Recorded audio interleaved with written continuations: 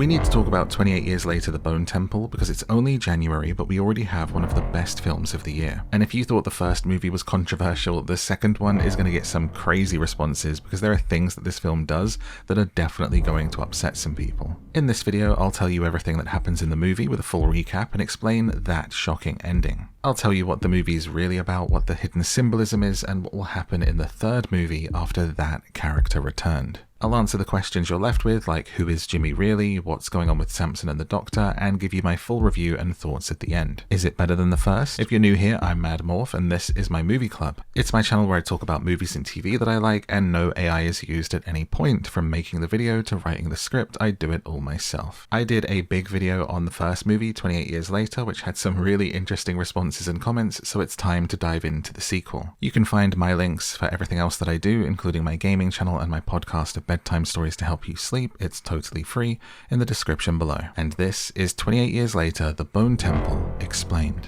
The movie opens and picks up pretty much where we left off, immediately after the end of 28 Years Later. Spike found himself cornered by a horde of the infected before being saved by a gang called the Jimmies. They're dressed as Jimmy Saville, coloured like the Teletubbies, and did moves like the Power Rangers while a punk rock version of the Teletubbies theme tune was playing. It was a bizarre ending that was equally loved and hated and had people very worried about the sequel and its tone, but now we finally get to see what happens next. As a little backstory, this is the latest film in the 28 franchise. The first movie, 28 Days Later, came out in 2002. It takes place in a zombie-type post-apocalyptic Britain. The difference is it's not the dead reanimated, but a rage virus. It was unintentionally let loose by animal rights activists who released monkeys from a lab in the first film. It was written by Alex Garland and Danny Boyle, but it was followed up in 2007 with 28 Weeks Later, which neither of them had anything to do with. That, of course, takes place 28 weeks after the first infection, and the new series of movies is 28 Years Later. The Bone Temple is written again by Alex Garland, but this time directed by Nia DaCosta.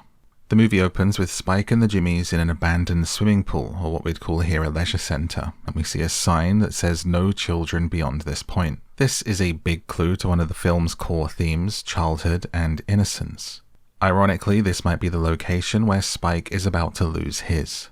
Spike is our main character from the first movie, and here he's surrounded by the gang who saved him, the Jimmies, and sitting in a lifeguard's chair like it's a throne is their leader, Sir Lord Jimmy Crystal. Real quick reminder that Jimmy is the kid from the beginning of the first movie grown up. At the start of 28 Years Later, we saw him witness his entire family and friends being ended by zombies while the Teletubbies was playing on the TV. He ran to his father's church only to see him ended by a horde as well whilst hiding. Here in the future, he's got his own gang with cult-like devotion who he calls his fingers, who together make a fist. He is the representation of what would happen if you witnessed that as a child and then had to survive in a post-apocalyptic Britain, kind of creating your own world around you with the things that you've seen on TV and grown up with. His dad was a vicar, so that's what he has grown up seeing, and he now preaches to this gang and has kind of brainwashed them into following him. Spike is being forced to fight one of the Jimmies to the death. Whoever wins gets to live. But the Jimmy that he's fighting toys with Spike for his own amusement and actually ends up getting shanked by Spike in the leg. It hits an artery and he bleeds out. His own gang don't even care about him and laugh at him. Having defeated a Jimmy, Spike takes his place and is now forced to be a member of the gang. Back to the sign, no children allowed beyond this point. A big theme in the first movie was Spike's coming of age, the end of childhood.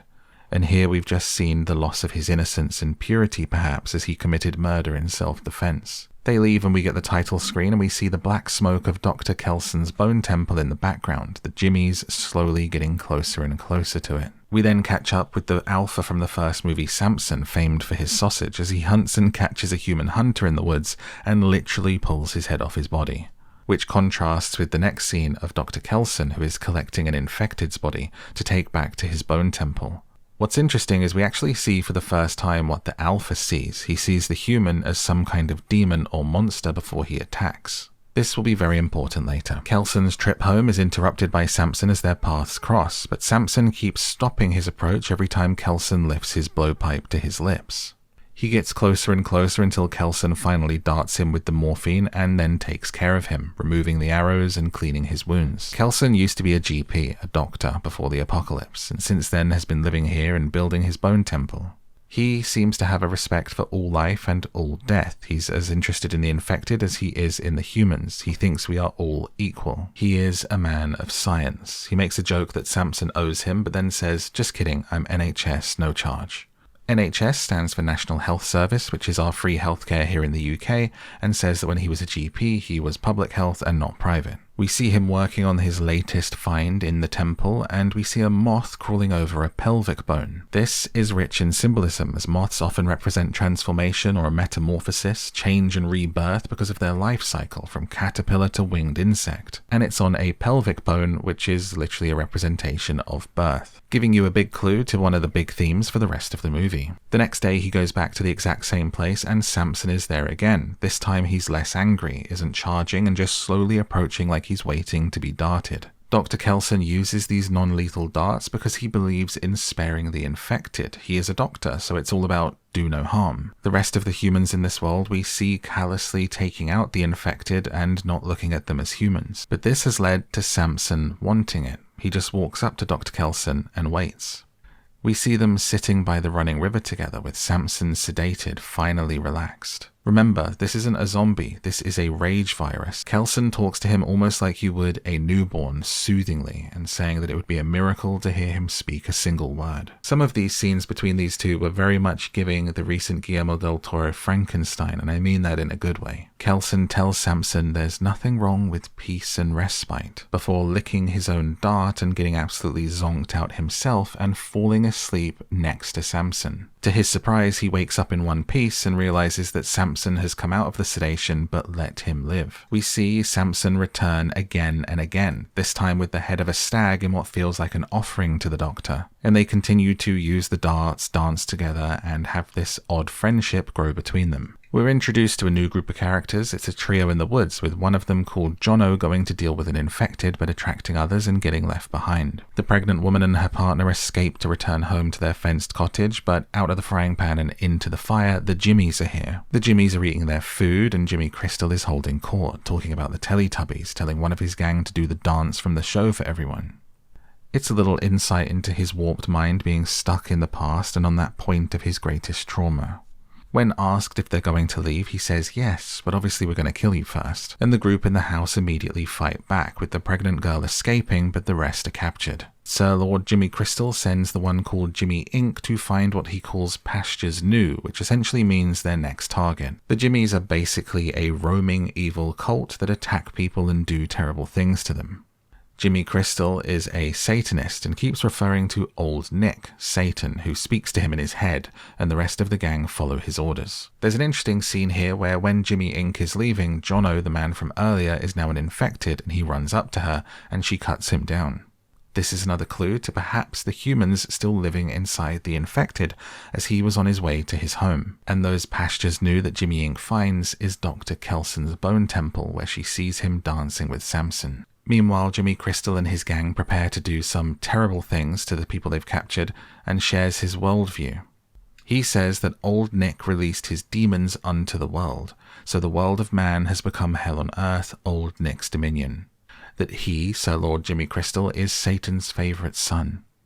They say Howzat at the end of each sermon line instead of Amen, another reference to the evil real-life TV personality Jimmy Saville, whose catchphrase was, "How's about that then?" Howzat is that shortened, and it's also a cricket term. Jimmy is essentially this odd pop culture reference mess that has created a cult out of the things that stuck in his head from the world before the apocalypse. Combine that with him growing up watching his father, who was the local vicar, do his sermons, and this is what you get. The reason that he thinks the infected are demons is because he saw his father, the vicar, eaten by them, but he perceived it as him leading them, hence his now warped brain thinks he's the favourite son of Satan. He commands that today's charity is the removal of the shirt, which means the Jimmies will skin the top half of the people they've captured in a very brutal and uncomfortable scene. And Spike, our young boy from the first movie, runs out of the barn and throws up. He does this just as Jimmy Inc. is returning, and she sees him for what he is, a child. She takes pity on him after first thinking to force him back inside.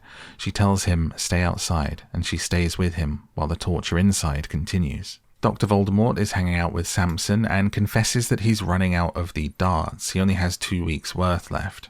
Having scavenged every hospital and clinic in a 70-mile radius, he's pretty confident there's no more morphine. So instead, he offers to Samson lasting peace, an injection that would make him pass away in his sleep.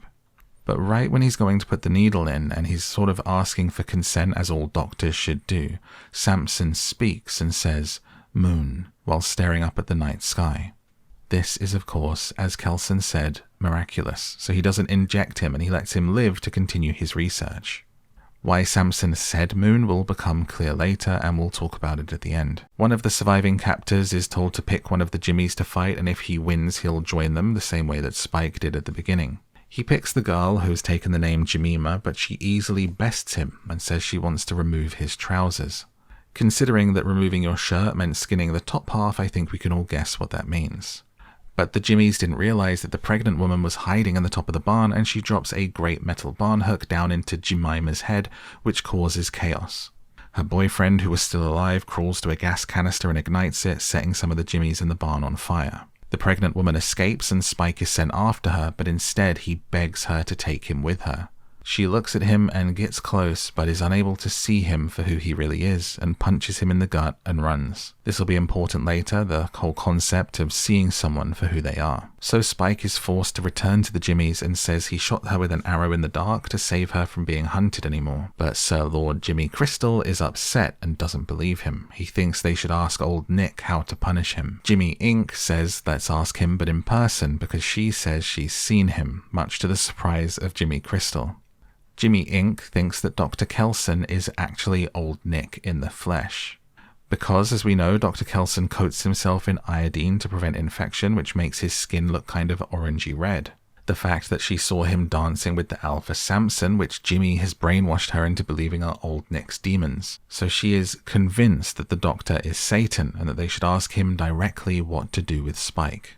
We then get a needle drop of Radiohead's Everything in Its Right Place, which is always welcome in anything. My favourite appearance of it recently was in The Creator, where it really lifted an otherwise disappointing movie. This time it soundtracks Samson's awakening as he covers himself with a cloth after waking up and eats a berry off of a bush, showing that he is changing, that he's effectively being treated by the doctor, that these moments of peace and respite are bringing out his more human side. The fact that he woke up and chose to clothe himself instead of walking around with his sausage swinging, and pulling a berry to eat off of a bush instead of hunting a person shows this growth. This is also symbolic of Adam and Eve in the Garden of Eden, who clothed themselves after eating the forbidden fruit. In Genesis 3:7 it says, "Then the eyes of both of them were opened, and they realized they were naked." They sewed fig leaves together to make coverings for their bodies. In this instance, Samson has woken up and covered himself and then eaten the fruit, but the concept is the same, is that it's his human side. It's a very human thing to have shame and be inhibited, unlike the infected. The Jimmies watch Kelson from a distance, and Sir Lord Jimmy decides to fake that Kelson is in fact Old Nick, Satan, his father. But he says he has to talk to him first, that everyone else has to stay here, and he heads down to the Bone Temple. This is my favourite scene, I think, in the whole film, and it's pretty funny as this absolute psychopath is scared, walking into the Bone Temple to the point of jumping when a bird caws nearby. We see this cult leader who has done unspeakable, terrible things have a look of fear on his face as he approaches perhaps the most gentle man in the apocalypse. Both of them played this out perfectly, as Jimmy genuinely isn't sure what Dr. Kelson is at first and asks him if he's Old Nick, Satan, to which Kelson says, "No, you can relax, I'm not Satan." The meeting of these two is the classic meeting of opposing ideologies and schools of thought. As Jimmy says, you're an atheist doctor, you believe all of these zombies are caused by science and bugs, instead of Old Nick unleashing his wrath. Dr. Kelson clocks him immediately, saying, "So I'm an atheist and you're a Satanist." Or to put it another way, this is a meeting of a man of science and a man of faith. Two wonderfully opposing forces that will always remind me of the Lost TV show with John Locke and Jack Shepherd. And just like with everyone else in this world, the good doctor treats even this monster carefully and with kindness and tries to understand him. He catches on to the fact that Jimmy is clearly not well, that the voices he hears in his head are probably psychosis, and they sit and have a chat about the world before, what happened to Jimmy when he was a kid, and Jimmy actually opens up about his experience and it looks like a little therapy session. We'll come back to this chat because there's something very important here that only makes sense at the end, but for now, Jimmy essentially forces Dr. Kelson to pretend to be old Nick, or he's gonna do terrible things to him. So Kelson, of course, agrees, later confessing to Samson that for the first time in a long time, he was afraid of death. This is the Doctor whose entire life is dedicated to the idea of memento mori in remembrance. It means, remember you will die. But now he's scared of death because what that would mean for Samson, for their bond, for his studies. If you want to know more about Dr. Kelson, memento mori, and why he's doing what he's doing, I covered that fully in the previous video on the first movie 28 years later. But now, fearing that his end might be near, he brings forward his own experiment, believing that the infected could also have an element of psychosis to them, that the infected might be seeing things that aren't there, just like we saw with the Alpha earlier on. So he has mixed up a medicine to try to treat it. He gives Samson the pills, and we see the next day as Samson starts to come around. He returns to the abandoned train from the first movie and sits down in the seat. And when he does, we get a flashback to him being a child on the train with his parents. The little boy in the flashback is Samson, and the book that he's reading has facts about the moon, just like his first word as an infected. When a ticket inspector comes and asks to see his ticket, if you look behind, you can see someone with the rage virus is on the train, making their way down the carriage. This is the day that Samson was turned, and as she keeps asking to see Samson's ticket, he turns from a boy into a man, and she turns into an infected. And Samson the Alpha comes out of his flashback back in present day to find the infected surrounding him, ready to attack, and he says, "No, I don't have a ticket." As if he was just continuing on from when he was last human all those years ago as a small child, to now being cured and human again. He's just continuing from where he left off, like he's been locked inside himself all this time. We don't get to revel in that moment because he now has to fight the zombies off, but he's still super strong, so he does this. And when he emerges from a large hole in the side of the train covered in blood and his clothes again missing, it is symbolic of being born, or reborn in Samson's case. The symbolism of the metamorphosis implied by the moth earlier, the death and rebirth as he is human once again. Dr. Kelson then prepares to put on a show for the Jimmies and plays Iron Maiden's Number of the Beast on his record player and does a crazy song and dance number for them, setting fires around his temple to convince them that he is Old Nick. He also blows some kind of drug into their faces to add more to the experience of the intensity and convince them, and it seems to work. This scene is really unhinged and a lot of fun, and also plays on those themes of deception, perception, and how expectations lead to believing what you want. It taps into that idea of Jimmy having invented his own version of what he saw as a child, as Dr. Kelson uses his own idea of what people expect of Satan. Iron Maiden rock music being the devil's music. He's got black eye makeup on his eyes like Alice Cooper and a long black goth jacket and an outfit to play the part. He then recites the script that's clearly been given to him by Sir Lord Jimmy Crystal, as he gives the instruction to continue the mission and to recruit more fingers, revealing Jimmy's plans to keep recruiting Jimmies until he has hundreds or thousands, building an army with its only mission being to torment and torture any humans they encounter. You can see Kelson's reluctance to give this command. He knows the harm it's going to cause, but he does it to try and survive. But then, through the mask, he notices Spike, and he recognizes him, and he says he has one more order. He says that Sir Lord Jimmy must be crucified to prove he is his favorite son, just like Jesus was. Kelson is trying to use his position pretending to be Old Nick to tell the other Jimmies to turn on the head Jimmy. He's doing this to try to save Spike, but Sir Jimmy just stabs Kelson, proving he's not Satan and just an old man. Jimmy Inc., the girl Jimmy who's been bonding with Spike, kills the other two Jimmies, and Spike stabs Sir Lord Jimmy, who is then knocked out by Jimmy Inc. The Jimmies are over, and Spike cries and apologizes to Dr. Kelson, who is going to die. There are some more really important lines here as Jimmy Inc. says, "So you're not Old Nick," and Dr. Kelson says, "No, nothing is. No one is. It's just us." And when Spike says, "Why didn't you just let us leave? We were about to go." Kelson says, "I saw it was you, behind the mask. I think you've suffered enough." We'll come back to both of these points and their deeper meaning, because for now we've got to end the movie, because Jimmy Inc. fulfills Kelson's last command and crucifies Sir Lord Jimmy Crystal upside down on the cross.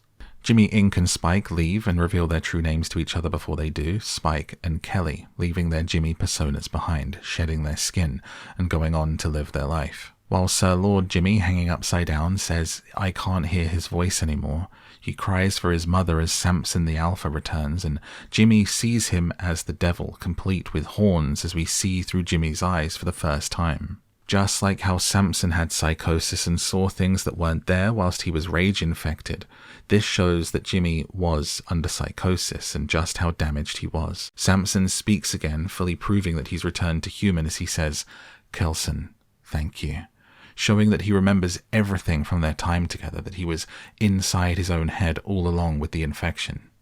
Proving Dr. Kelson is right, his theory come true as he says, "Memento mori," and dies. Samson picks him up to carry him away, no doubt to honour his passing, as one would assume by adding him to his own bone temple, before finishing off Sir Lord Jimmy. And we cut to the epilogue, a remote house by a lake with a fence around it, and inside we see for the first time in over 25 years, Jim from the first movie, played by Cillian Murphy. He's homeschooling his daughter in history, the important message of which is those who forget history are doomed to repeat it. When she hears a noise, they go outside and see Spike and Kelly running, being chased by infected, and that music starts playing, the iconic In the House in a Heartbeat from the first film. As his daughter says, "Dad, do we help them?" And Jim says, "Of course we do, let's go."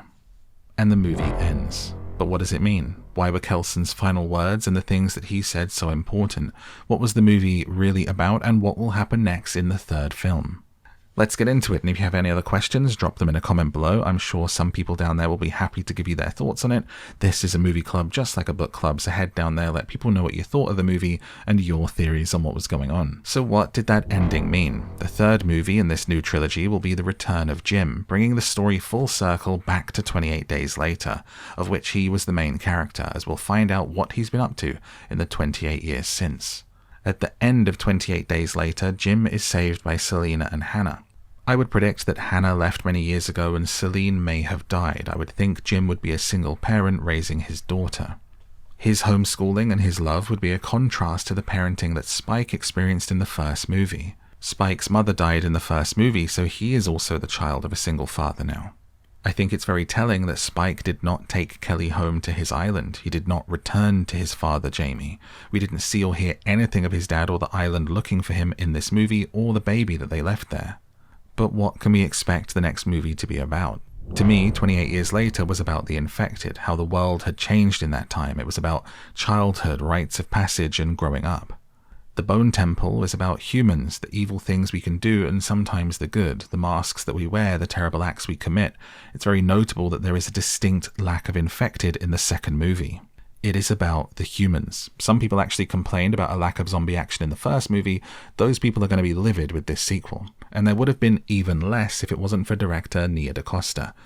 She actually requested that more infected appear. The few infected that do appear were mostly at her request because she read the script and she was a huge fan of the first movie and wanted to direct these zombies.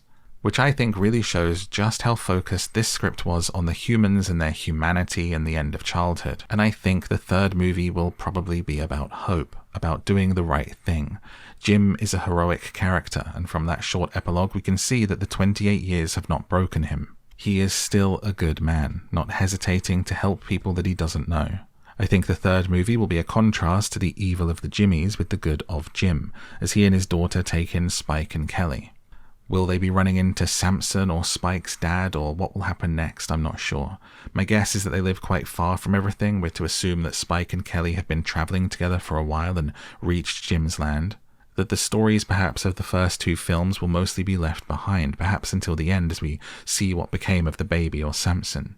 I also think the history lesson and the line, "those who forget history are doomed to repeat it," is a big clue to where the third movie might go. What do you think? Do you want to see Samson come back, and what should the third movie be about? Let everyone know in a comment. Let's talk about Kelson's final words and why what he said is so important to the themes of the movie. When asked if he's old Nick, and Kelson said, "No, nothing is. No one is. It's just us." He's literally saying that from his point of view, and I think the point of view of the movie, there's no evil, there's no Satan, there's no cosmic force causing us to do these deeds to each other. But it's important to note that Dr. Kelson doesn't believe that humans are evil or that men do terrible things just because they're men. Remember, this is the man that could see the human, the boy that was inside Samson, inside that infected monster of an alpha. It is also the man that sat down and talked with Jimmy, an evil human cult leader, and asked him about his childhood and what brought him to this. He sees the human inside and behind the monstrous acts, and he also sees what led them there without judgment. And when Kelson says to Spike, "I saw it was you behind the mask, and I think you've suffered enough," he's referencing this type of thought. He's not saying, "I recognized you behind the mask." He means he saw him for who he really is. A little boy who needed saving from becoming like the others, saving from that damage that would hide Spike under the disguise of a monster, the same way that Samson is underneath the infected alpha, and that child of Jimmy is underneath all of that trauma and turned into this cult leader. It's not a coincidence that we see Samson as a child and that he turned as a child. In the film, we see three characters and how their experience as children has shaped them into who they are. Jimmy, whose childhood trauma we literally saw in the first film, it opened this new set of movies, and in the sequel we see the effects of it, how he makes everyone else suffer for it. Spike, who in the first movie we saw his upbringing and the end of childhood when taken to the mainland for the first time, a literal rite of passage conducted by his father. And now in this movie we see Samson, the alpha. We see him as a child in the moment that he was turned into the infected that would become that monster in the following 28 years. The movie could be said to be about childhood trauma, how we respond to it, treat others as a result of it, and how people treat us. Dr. Kelson treats them not like monsters, but like humans who can be cured, helped, and he actually does so, bringing the alpha back from his psychosis and turning him human again. He wasn't a monster, he was damaged, and he did terrible things as a result. The irony is he could have done the same for Jimmy. He could have treated him the same way and stopped him hearing those voices and seeing things that weren't there. But Jimmy instead killed him before he could.